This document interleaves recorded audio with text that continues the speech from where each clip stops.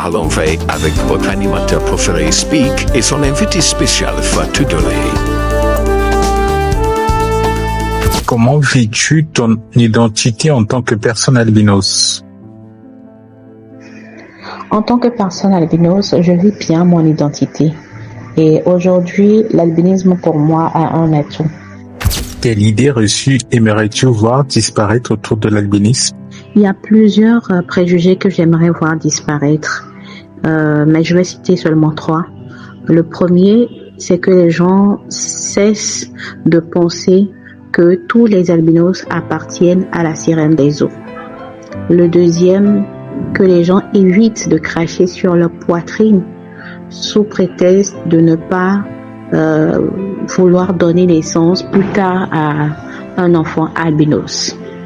Le troisième, c'est tout simplement d'éviter de croire que l'albinisme égale la richesse, ce qui entraîne les crimes rituels, la mutilation des personnes albinos. Quelle est la plus grande fierté que tu tires de ton parcours? Ma plus grande fierté, c'est mon parcours scolaire. Malgré la discrimination à l'école, malgré ma déficience visuelle, j'ai pu avoir la licence parce que ce n'est pas chose facile.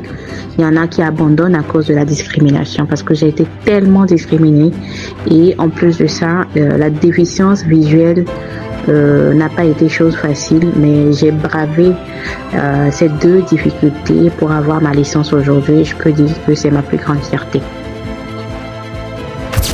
As-tu rencontré des difficultés particulières à l'école? J'ai pratiquement répondu à cette question et je réitère, oui, j'ai été discriminée et j'ai eu des difficultés à voir à cause de ma déficience visuelle. Alors ça a été vraiment difficile pour moi, mais pas impossible. Que pourrait-on améliorer dans les établissements scolaires pour mieux accompagner les enfants albinos? Pour accompagner les enfants albinos à l'école, c'est simple. C'est leur trouver des aménagements pour faciliter leur déficience visuelle. Trouver des photocopies à l'avance pour ces enfants, pour que ces enfants puissent suivre au même moment que les autres.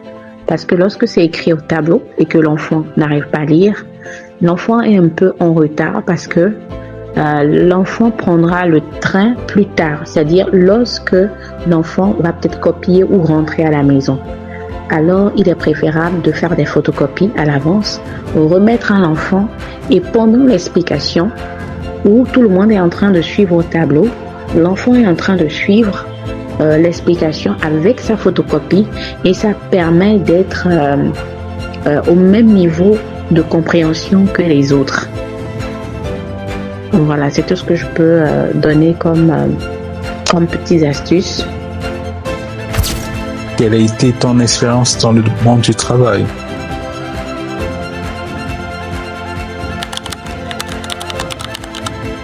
Et oui, à suivre, alors, like, commente, partage et abonne-toi. Parler pour agir, agir pour transformer.